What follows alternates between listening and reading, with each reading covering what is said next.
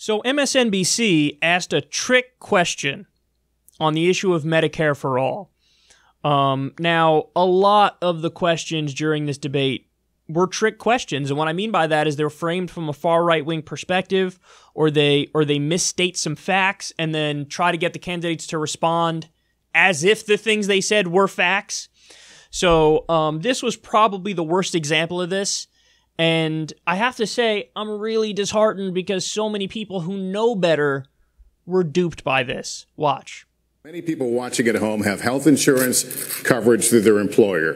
Who here would abolish their private health insurance in favor of a government-run plan? Just a show of hands, start off with.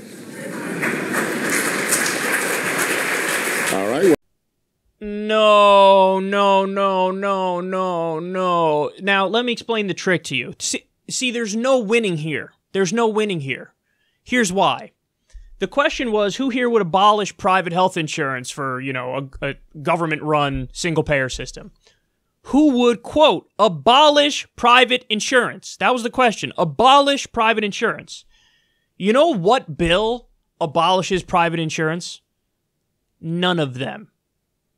None of them. There are multiple single-payer Medicare for all bills that have been proposed. None of them abolish private insurance. In fact, the bills go out of their way to say, we are not abolishing private health insurance.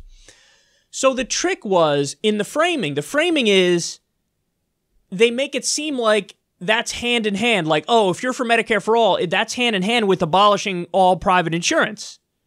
So if you raise your hand, then you lose, because then what you're saying is you're in favor of abolishing all private insurance, which no bill is in favor of. And by the way, if you poll the American people, they are not in favor of it. That's not a popular position. You're giving the Republicans for the general election a fucking bat with spikes on it to knock you over the head with. And guess what? It'll stick, because that is a step too far that people are not in favor of, to say, I want to abolish all private insurance. So you're heading a giant political victory over to the right if you put your hand up. But if you keep your hand down, then people are going to say, oh, you're not in favor of Medicare for all. It was a trick question. Now, I don't know if they did it on purpose. I don't think they did it on purpose. I just think they're really not educated on the topic, and they just fall for the partisan, right-wing, insane, incorrect trick framing. But either way, the effect of it was disastrous, because then, exactly as you would expect, what happened. So people started saying, well, Tulsi didn't put her hand up. She said that she was in favor of Medicare for all. I guess she's not in favor of Medicare for all. And other people started, praising Elizabeth Warren and saying, oh, I guess she is for Medicare for all. But no, she just raised her hand for also abolishing private insurance, which is not in Medicare for all, and that goes too far. And there are people who are going to attack her over that and say, whoa, you're out of step with the majority of the American people. So what should you have done? Well, the answer is pretty straightforward. It's not like you're not allowed to respond to the media and tell them, hey, that's bullshit what you just did right there. You know who does that all the time? Republicans. You know who does that all the time? Donald Trump.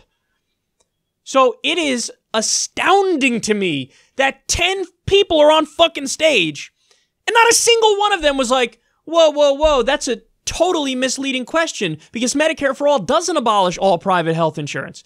Now, let me be clear about the details of this. Medicare for all, when we roll out Medicare for all, is it true that 90 to 95%, maybe even more, of the private health insurance companies will basically end up going away because they can't compete with Medicare for all? Medicare for all is just better? Absolutely. But there's a big difference between basically phasing something out because it's old and stupid and dumb and it's predatory and it doesn't work, and, quote, abolishing it. Those are two very different things. One of those things the American people are totally on board with and totally cool with and happy about.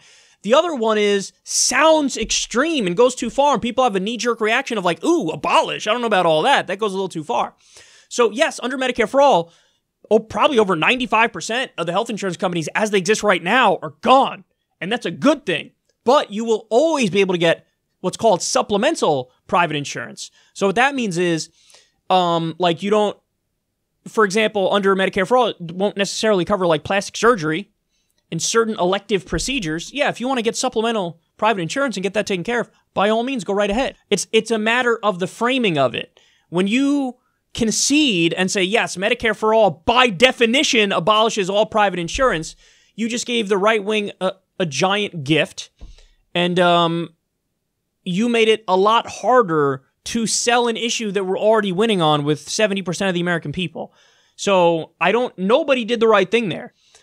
So no, the answer is, and Ro Khanna does this better than anybody else, under a Medicare for all system, yes, most private health insurance companies would end up phasing out of existence because Medicare for all would just be better.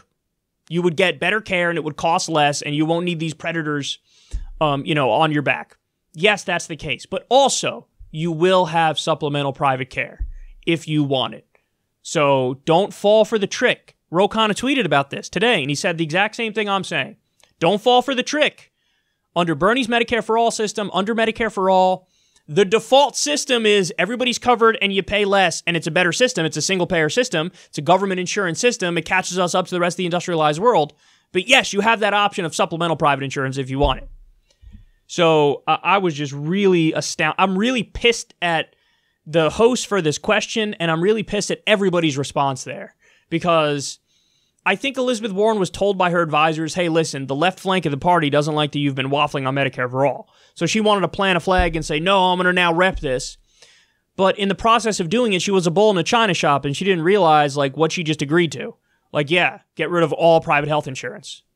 De Blasio, too, wanted to rep the left flank of the party, so he's like, yeah, I'm just going to, put my hand up. But none of you guys did the right thing. The only right answer there is to correct the framing of the question, because the framing was grossly misleading and wrong and from a far-right perspective.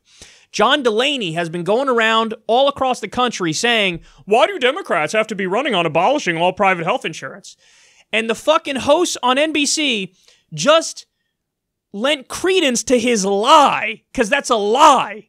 It doesn't ban all private health insurance.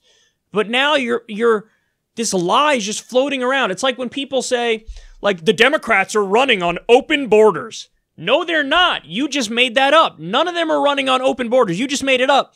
But these lies float around and they're not rebutted in it. And it makes it like you're letting dumb people and ignorant people and lying people craft the message of who they think you are. You're letting people who are wrong define you, and you're walking right into the trap. So I don't like how anybody handled that. You're not going to see me over-defend Tulsi for not putting her hand up, and you're not going to see me defend Warren for putting her hand up. They're both wrong. You have to, the details are so important on this, because that's everything in the framing of the debate. Those details are everything in the framing of the debate. And when you're not willing to check them on that, well then it's so easy to lose the political fight.